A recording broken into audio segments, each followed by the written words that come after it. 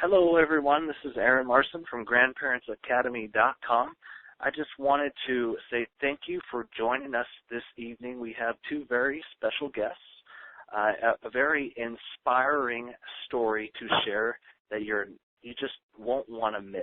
This is a story that it's a real underdog sort of story that shows the power of how what some may call, an average person like you or me, someone who is not, a doctor or a lawyer or anything like that, can fight the system and can fight for the rights of a very deeply loved family member.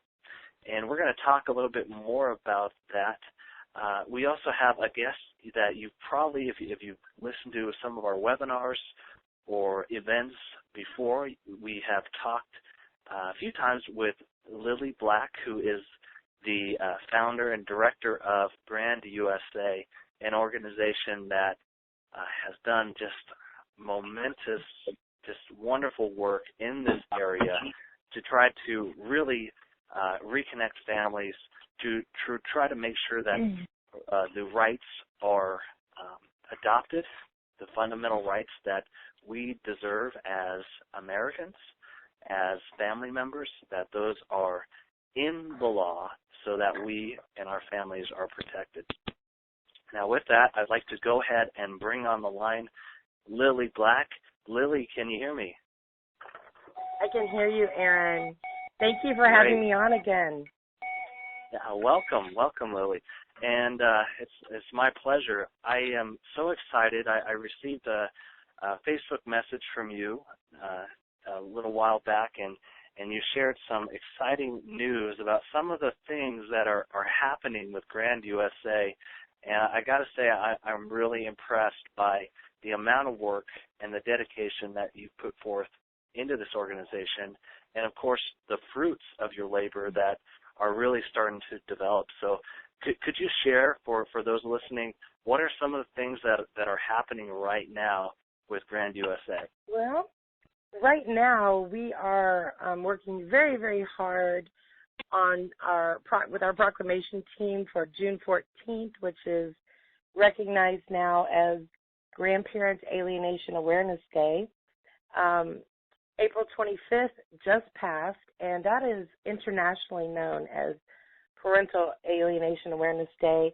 There are lots of organizations out there that were working really hard to create awareness, education, and support for those parents that have been alienated from their children. Bubbles of Love is a wonderful organization, and they did a lot of things this year on April 25th. And then our day for grandparents and extended relatives will be coming up on June 14th. So right now, because we are attempting to obtain a proclamation actually from the White House, a national proclamation for this day and a proclamation for each and every state.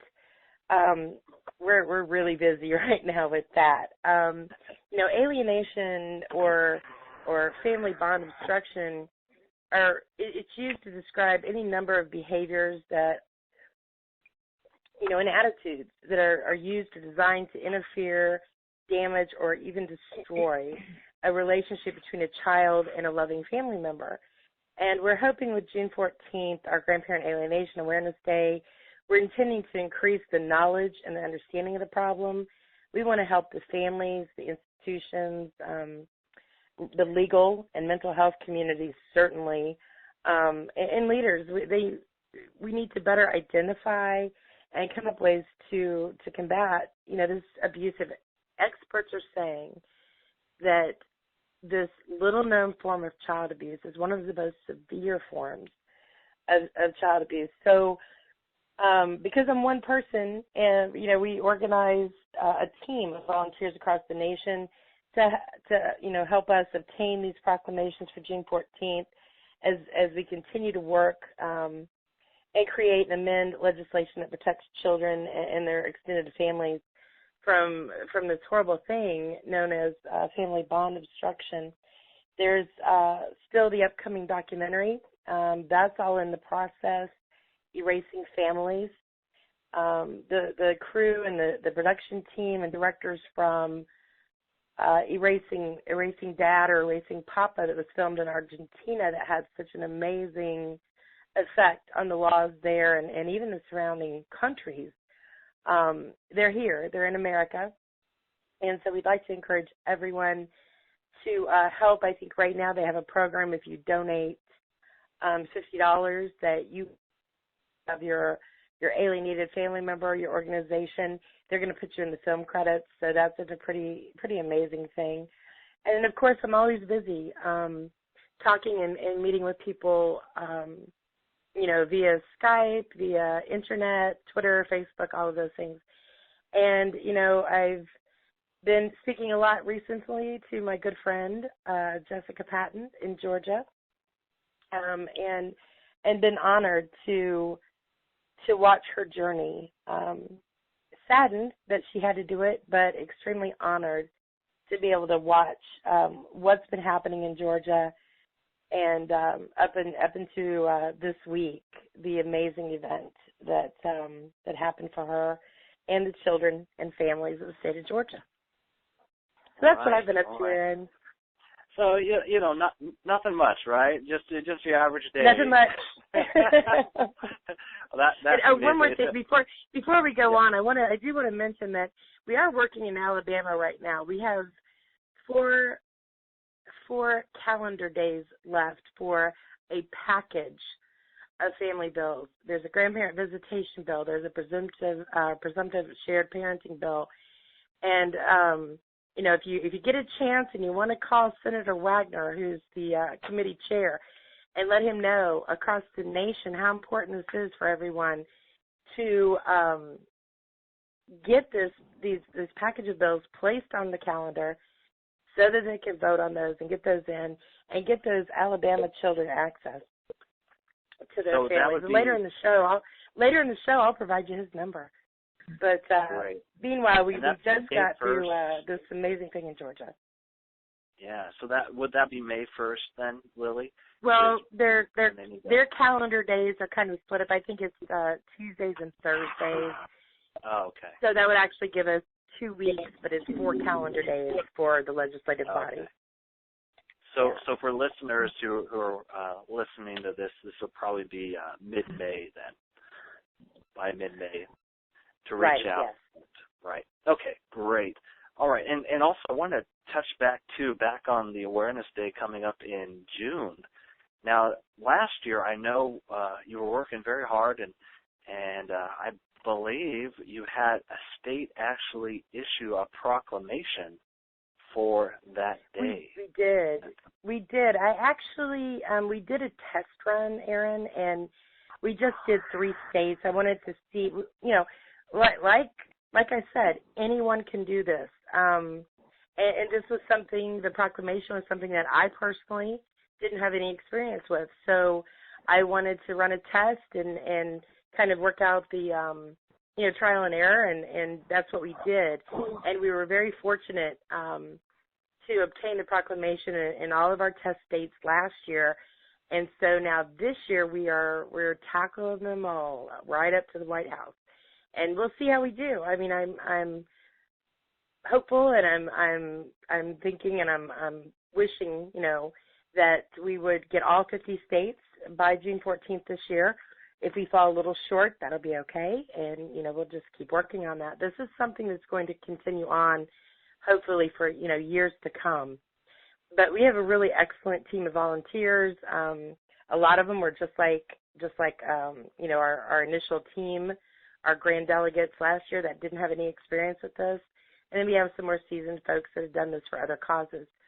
So we have a wide variety of experience on our volunteer team, and they're gung-ho. They're doing this for the children of their state, and they're passionate about it. So I have great hope for success that we'll meet our goal of all 50 states by June 14th this year.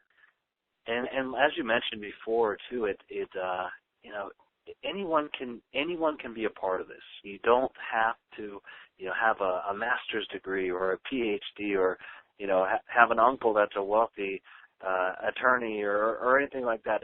You can make a difference.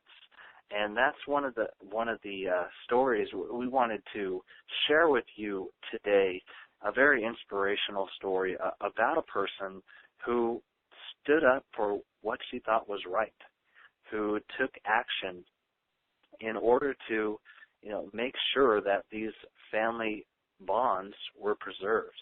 And with that, I'd like to bring on the line here Jessica Patton. Jessica, can you hear me? Yes, I can hear you. Great. Jessica, could you tell us a little bit, just give us a brief sort of background about what recently happened with your family, or what led up to this obstacle, this trouble that you faced? Basically, it is just your typical case of a couple that have a child together and then they separate. My brother had been with his girlfriend for 15 years. They had a son together, and they split up on bad terms. And because they weren't married, she had the right to alienate my entire family, including my brother, because my nephew had not been legitimated. So basically that's what started it. He was 9.5 at the time. This all went down in March of 2014. And by mid-November, I'd say, we were devastated. It was a daily thing. We cried all the time. This was a child that was in our life on a daily basis for almost a decade. I was his only aunt on my brother's side, but he only had uncles on my brother's side. His only cousins were on my brother's side, our side. And we were all just really heartbroken, especially my daughter, who was around the same age. They grew up together. They were like brother and sister. She had a hard time with it. And by November, I was like, I know that there's a lesson to be learned from all this for my brother, but I had no clue that there was a lesson for me as well. And I just felt like I had to do something, because I knew in the state of Georgia, if my mother or brother were to die, that I would be held from him until he was 18. And there was no way I could endure what I had been living. At the time, it was about 7 months. I couldn't live that again until he turned 18, being Right. that he was 9.5. So that's basically when I decided something had to change. So Jessica, what was it? I mean, what was it? Was it a specific thought, or was it a time in prayer? What was it that triggered that action to say, "Hey, I'm standing up and I'm going to fight this"? Well, we actually joke about it because a lot of people stay up at night, and I'm one of them. And, we think of all these ways that we can change, the world and how to make it a better place. And we just stay up all night, can't sleep thinking about it. And then you wake up the next morning and you're like, what was I thinking? Well, this kind of just came to me during the day. So we refer to it as a daydream. And now I'm like, if it comes to me during the day, then it's a sign I have to do it. But it just, I felt like it was something God was leading me to do. Like I said, I couldn't live without seeing him, and I wanted to make sure that I never would have to. In the beginning, it was about me, and I wanted to protect my rights as an aunt. But as things progressed, it ended up in February of 2015, my brother did have my nephew legitimated, and he was granted joint custody. So my nephew was back in our life. So then it kind of became a journey for others, because I'd met so many people along the way, other aunts and uncles that had had their sibling die, and the other parent was holding their niece or nephew.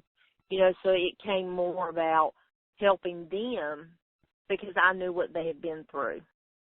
Right. So that's when I decided that I needed to do whatever it took to have grandparents' rights extended to include aunts and uncles, because they play a huge role in a child's life.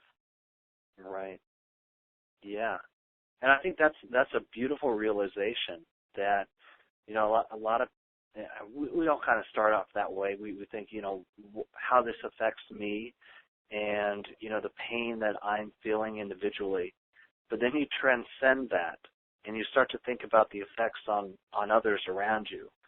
And like you mentioned, it was really hurtful to your daughter. What are some of the ways that this affected your daughter when she couldn't be with, you know, someone so close? She cried all the time, and it put her in a state of depression where she started having anxiety real bad, and I actually had to remove her from school. She was hospital homebound because she was having such a hard time dealing with this. She slept with his picture at night, and she was 11. So, you know, she wasn't, you know, a baby, but she slept with his picture, and I'll never forget Christmas. I sent the mother of my nephew a message saying, you know, my daughter is having such a hard time.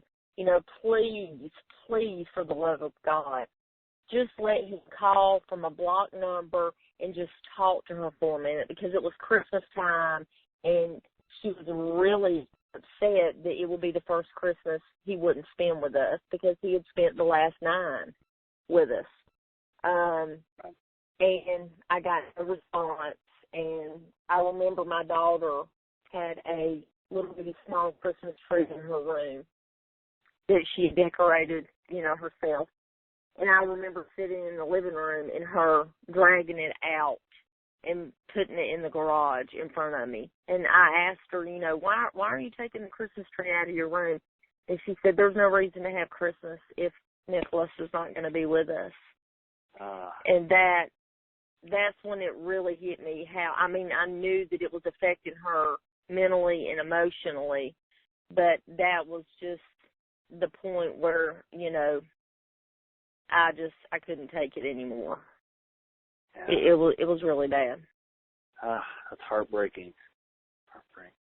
So you know, a child doesn't even want to have Christmas because, you know, her cousin who she loves so much wasn't going to be able to be there, so she just didn't even want to do it. So when it comes to something, I mean, did you ever think something like this would happen to you and your family? No, and to be honest, you know, I never even knew the words parental alienation. Never. I never heard it, had no clue what it was. You know, I decided I would do a petition on change.org. You know, and I addressed the governor and some state representatives in it, and, you know, asked that they amend the law to include aunts and uncles in my story. And then afterwards I created a Facebook page, Nicholas's Law, so I could spread the petition, you know, via social media. And through that page is how I learned about parental alienation and exactly what it was. I mean, I had no clue. You know, and it still amazes me to this day that I meet people and they've never heard of it. And, you know, it's sad when it boils down to, you know, the fact that it has to happen to you before you even know what it's actually called. You know, which is why I try to raise awareness on it and tell people to educate themselves, you know, because this is what it is and this is how it's going to affect you and the children involved. And, you know, don't wait till it happens to you to learn about it, because that's basically what happened to me and my family. We had never heard of it, never. So what are some of the resources you found most helpful in this journey, in this battle that ensued? One of the biggest things were, you know, it helped to know that there were other people out there that were fighting the same fight I was, even though it was, you know, their grandchild or their own children. You know, I didn't feel alone in my journey, and I found so many people that supported me. There were so many pages, Lilly Black's pages, you know, other parental alienation pages. You know, they just, you can talk to people who understand and who support you and are there for you, and really that's what helped me get through. And I met some amazing, wonderful people that I am blessed to call my friends, even though I've never met them in person, just because, you know, I feel like the whole situation brought us together. We were brought together for the same reason, but, you know, different terms. Right. So what I'm hearing you say is basically you found that motivation, and you said, I'm going to make a difference, not just for me, but for my family and for other families out there, for also, you know, your nephew and the future that he has as well. And then you said, okay, let's get active. Let's learn about the subject, and let's connect with folks who have communities, people that can rally around you and help you through this journey. And one of those resources you said was Lilly's pages, so GRANDusa, which is grand-usa.org. For those who are listening, there's resources there, and also our Facebook page, Grandparent Rights, is one, and there are several others as well to check out. Alienated Grandparents Anonymous is probably another one. Did you happen to look at that website as well? I think I've probably visited every website, and I'm a part of every group that is on Facebook that has to deal with parental alienation. Yeah, so you just, you know, and it was kind of and different for me going in, because, you know, most of it involved grandparents. You know, it was, all these pages were, you know, grandparents being alienated or parents being alienated. There wasn't really anything as far as aunts, so I didn't really know how to, you know, address the situation, because it was different for me, because it was my nephew. It wasn't my child or my grandchild. But in the end, I learned that, you know, we were all the same. We all were just fighting for children that we wanted to be in our life. Right. Okay, so we got involved. You got your groups together. You got your education, and then what happened? How did this go into becoming an actual law that was passed in Georgia? Take us through when I started the petition in November on change.org, that's also when I created the Nicholas's Law Facebook page and just started sharing it on any website, group, page I could find. And I would say for about 7 weeks straight, I would go on the Capitol website that listed all the Georgia state representatives and senators, and I literally would send them the petition, excuse me, every day over and over and over again. So every day these people, and there was probably 200 plus, they received this petition, and I wasn't going to stop until somebody reached out to me. And in January, I'll never forget, I was sitting in my car getting ready to go in for a doctor's appointment, and I got a message from State Representative Brian Strickland, who actually happened to be the state representative for my county. And he said, I have an idea, and I wanted to run it by you and see if you were interested. So can I call you? And he called me. He agreed with everything that I was trying to do. I don't think we ever disagreed on any point of what I was trying to do. He basically was wanting all of the same things. So in February, he entered House Bill 229 into legislation, which is what it's called, or that was the bill number. And that was in February of last year, so that's how it became a legislation bill, or a legislative bill.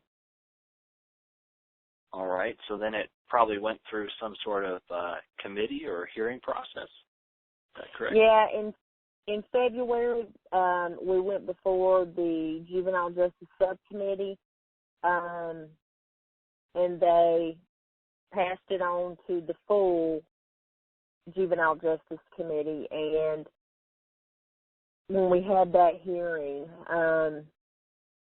there were some family attorneys there for the state bar who testified against this bill and why the changes shouldn't be made. And a decision to not pass was made before I actually even got to speak. But they did allow me to speak afterwards. And I addressed the lawyers and what they had said and the committee. And it was, I think it put a different perspective in their minds actually hearing, somebody speak on it who had been affected by it, because obviously these family law attorneys had not. So afterwards, it still didn't change the decision. But the chairman did come up to me afterwards and said, don't worry, this bill is not dead. It's not over with, I promise you. But there just wasn't enough time in 2015 to sort out all the issues to get it to pass. And actually over the summer of last year, one of the family law attorneys that testified against the bill contacted Brian Strickland, the main sponsor of the bill, and said, I would like to work with you on this. I don't want to fight you. I think that what was said, it opened my eyes, I guess, and, made a difference in the way that I think. So I want to work with you. So when it went back before the Juvenile Justice Committee this year, he was actually there, and he testified for it, and I thanked him. And, it passed unanimously there. And then it went to the Rules Committee. The Rules Committee let it out. It went to the House floor and passed 164-4. We were just ecstatic. And then it went to the Health and Human Service Committee on the Senate side. It passed that committee unanimously. And the chairman of that committee actually decided that she wanted to sponsor the bill to the Senate. She wanted to be the sponsor that presented it to the Senate. So once it passed that, it made it out of rules, went to the Senate floor, and she introduced the bill, and it passed unanimously in the Senate. So, it was just, it happened so fast. You know, and I'd actually kind of thought over the summer that Brian probably, you know, wasn't really interested in pursuing it again because, you know, there wasn't a lot of support the first go around. So many things changed, and I mean, it was just like bam, bam. Every time you were turning around, we were, you know, this person wanted to sponsor it, or, you know, I mean, there was actually more than one senator that wanted to sponsor it to the Senate. So, I mean, it was just amazing. Wow. What do you attribute that massive change of heart or that eye-opening to? What do you think changed? I mean, I've been told, you know, it was what I said. Mm-hmm. After the decision had already been made, you know, I was told that, you know, that had a big impact on the people when they kind of saw it in a different perspective. And, you know, it gained so much notoriety. I mean, it was just everybody. If you just mentioned Nicholas's Law, they knew what it was. And, you know, we didn't change, you know, it's known as Nicholas's Law, but we didn't change the name exactly to that, because basically what we did is we amended the Grandparent Visitation Act. So, you know, we were amending a bill that was already in place that already had a name. But it was overwhelming, and I mean, it happened so fast. I mean, I had no clue. You know, and I never imagined that it would actually pass. Yeah, especially after that first go around, and kudos to you for it speaks to the power of being vulnerable and sharing your heart, sharing your pain and what you're going through, standing up for what you believe is right. So kudos for you, and kudos to those who were making the decisions on the other side. The family law lawyer who was speaking against it, and then had a change of heart, saw something different after listening to you, because you had the courage to stand up and say something. So, and one thing I'd like to add is, you know, most of these state representatives, you know, they sponsor bills and they try to get bills passed, you know, and I think a lot of it, you know, is, you know, they're gaining something from it. You know, it has to be something that interests them. But I can honestly say that Brian Strickland, he wanted this bill in his heart to pass just as much as I did. Wow. He was just as passionate about it as I was, which I don't think you find in many state representatives. I mean, he was truly passionate about it. He kept me up to date. As soon as something happened and it passed, or he got, you know, information about it, I mean, whatever the case was, he immediately would send me a text. I mean, I hardly ever had to contact him. He always kept me up to date. And this was, you know, he was amazing. He really was. And I think, you know, a lot of states would probably be better off if we had a lot more representatives like Brian. Yeah, and kudos to you, Brian, if you're listening to this. That is definitely something we look for in our elected leaders, but don't often find these days. So thank you for that. So, wow, Jessica, what a story. What a story, a complete underdog story. There are so many points where I could see where you could have just said, hey, I'm not going to fight. I'm not going to pursue this anymore. This has caused enough pain. Let someone else take it. But you didn't. You chose the other route. And I think that's what makes this so inspiring. It was a hard decision once my brother actually had Nicholas legitimated and he received joint custody, you know, it was a decision that I had to make because I literally had put so much time and effort into spreading, anywhere I could, the message of Nicholas's Law and the petition. I mean, I was, mentally drained and exhausted. And Right. I had to ask myself, is this something that I want to continue now that Nicholas is back in my life? And I just couldn't turn my back on it. I mean, even just within 4 months' time of creating the petition in Nicholas's page, even though we were held from him for almost a year, it had only been 4 months before my brother had him legitimated from when I started all this.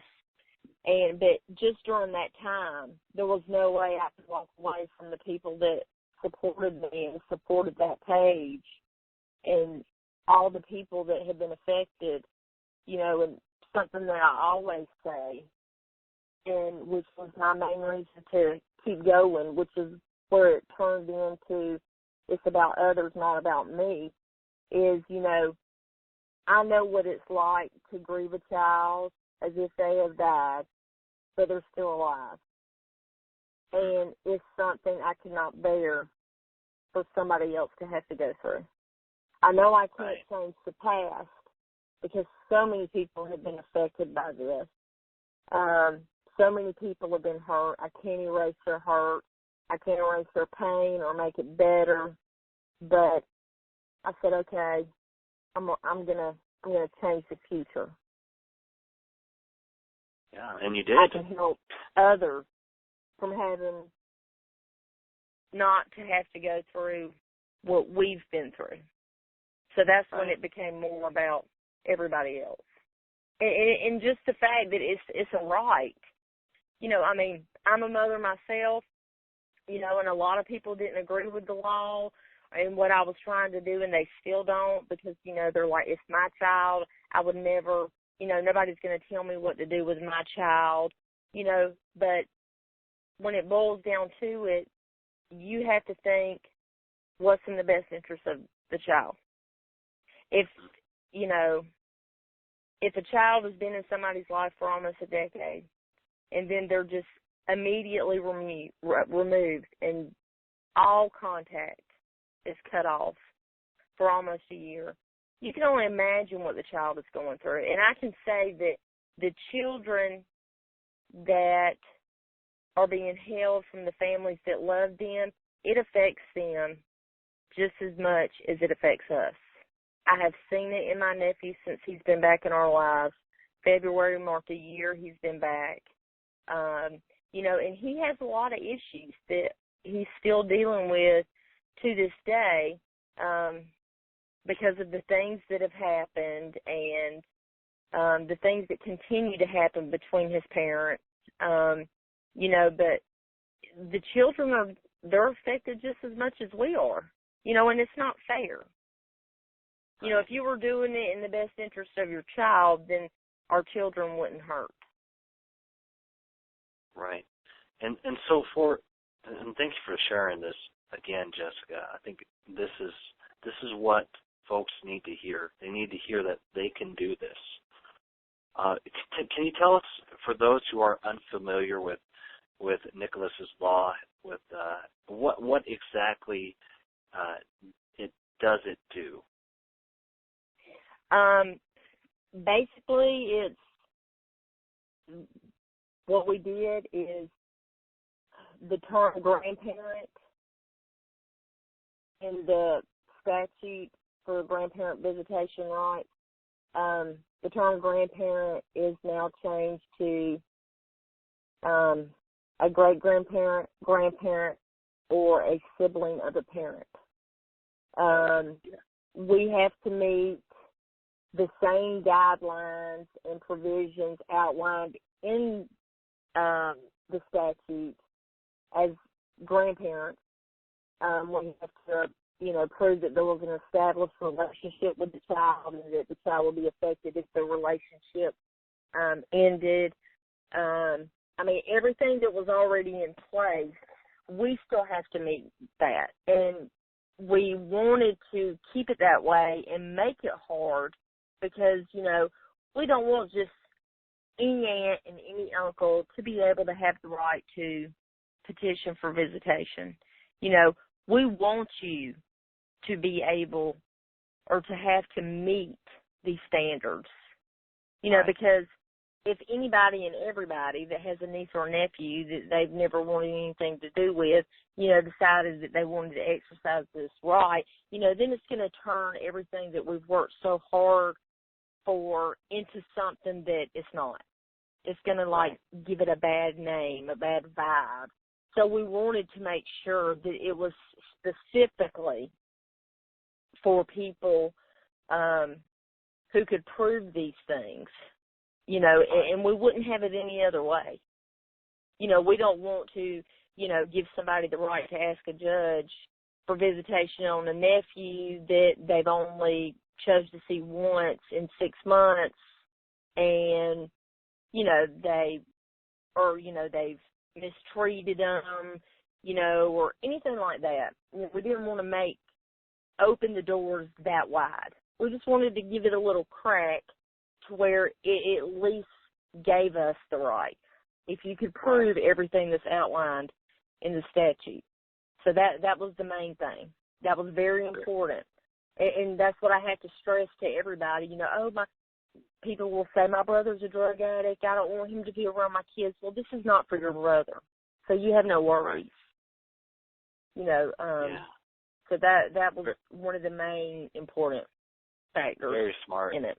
Very smart way to do that, because it's designed to be in the best interest of the child, and that's what we're fighting for, what you were fighting for there.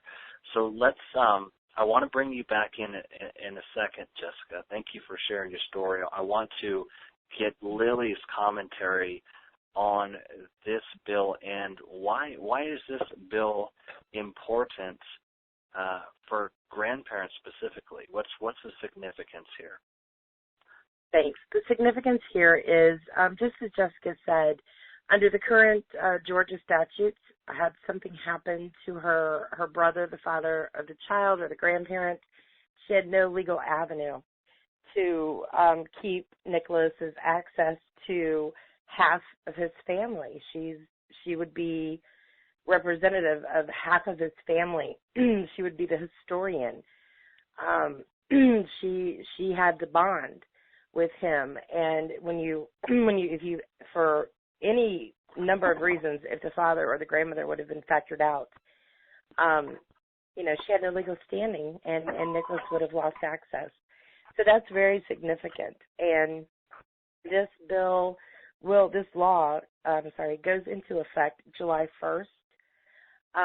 Jessica was absolutely correct. There is such a high criteria and standard with these visitation bills.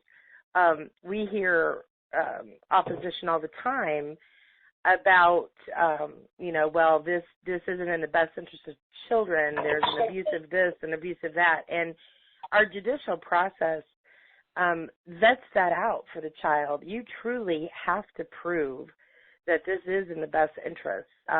You have to prove often that you had a significant relationship. The key words in many of these bills are you have to prove that there would be substantial harm to the child if this relationship didn't exist.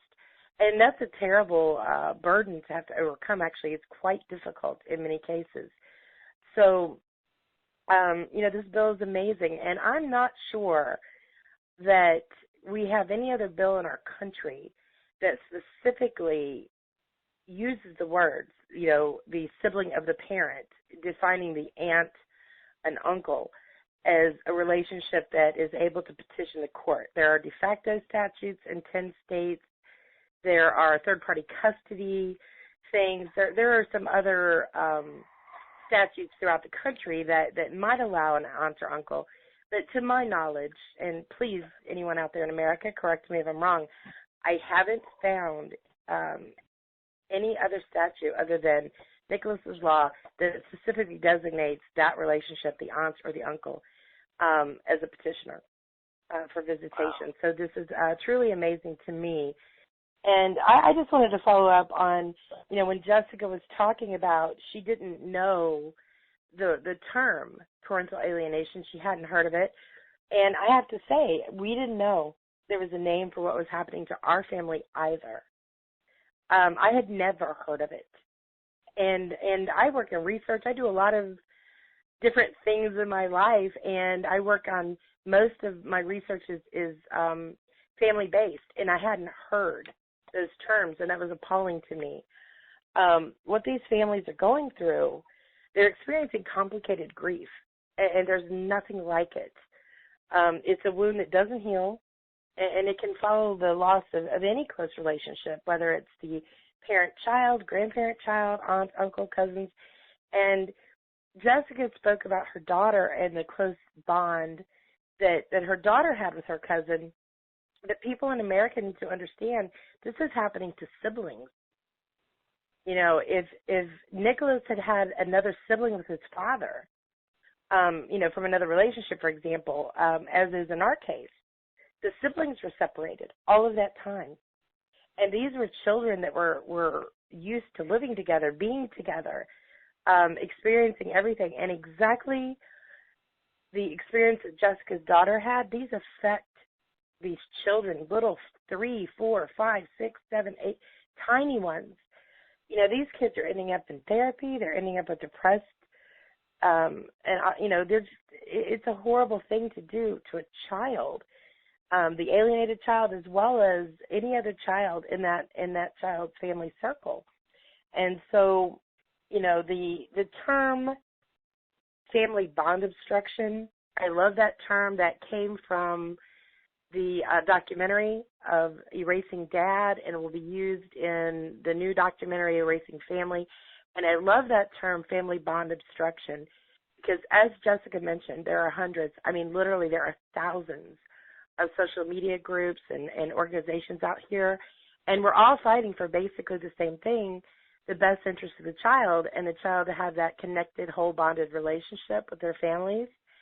And when you start pulling apart the relationships and only focusing on parental alienation or grandparent alienation or the aunt or the uncle, then it almost pits those advocates against each other sometimes, where the term family bond obstruction, that just covers everybody that a child loves. It covers everybody. And it would allow a lot of these groups and organizations to pull their resources. My personal opinion is we have all of these different groups out here, and my goodness, the impact and power they would have if they would all pull together for these pieces of legislation and support them. It'd be amazing. But this is why GRANDusa exists. It exists because this happened to our family also. It was devastating. We didn't know there was a name for it. When I found out there was a name, it was almost a relief because it gave me something to research. It gave me something to grasp onto and learn about and educate myself about. So, this bill in Georgia, I'm absolutely ecstatic about it. I was doing the ugly cry as soon as I got word from Jessica that the ink was on the paper. I was sitting alone in my office bawling because I know what this means for the children of the state of Georgia and their families. And people like Jessica, who had absolutely no experience in the legislative process prior to this happening to her family, people like my husband and I and our incredible team, we have an incredible team now, building it stronger. We need more volunteers. We need you to come in. There's always something to do. You don't necessarily have to be the person going to the State House. You could be the person that's just helping spread flyers, the word, education, alienation, awareness, family bond obstruction.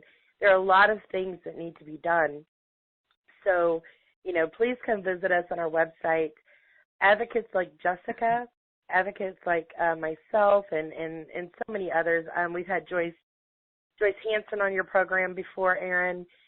Joyce initially was denied in the lower courts her visitation petition, and her grandchildren had lived with her for a number of years, and they actually lived across the street. She could look through the window and see her grandchildren every day, but she couldn't see or speak to, or she couldn't speak to them. And she appealed and she won, and it was amazing because it doesn't often happen. People like this that have been through this experience and they're continuing to advocate. That tells you what a strong issue this is. It tells you that we need those people. Jessica is going to continue on. She's not finished. And I applaud her. I love her for that. She's going to be following up, helping families in Georgia. She's going to be following up on Nicholas's law. We'll be GRANDusa. We follow up on these bills. We want to see how they're working in court.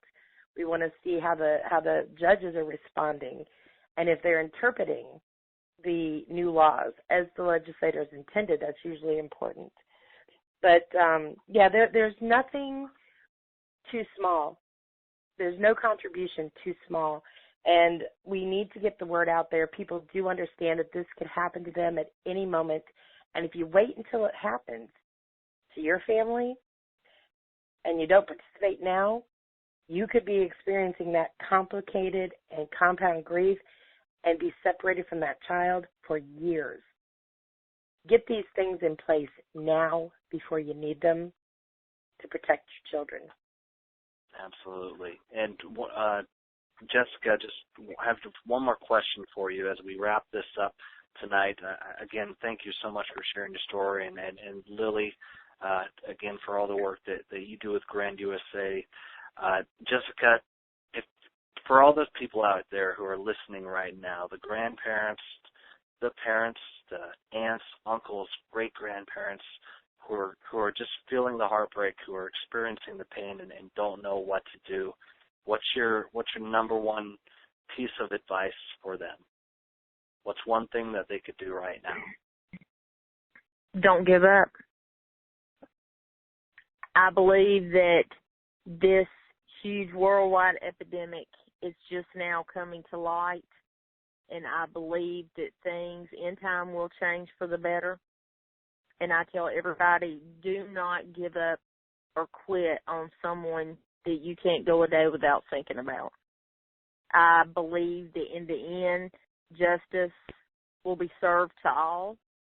I know it's hard to think that way, but I just feel that if somebody like me, you know, who I'm just a mom and a wife, you know, could go out and use my story to drive me to, you know, push to have the law changed, you know, anybody can do it.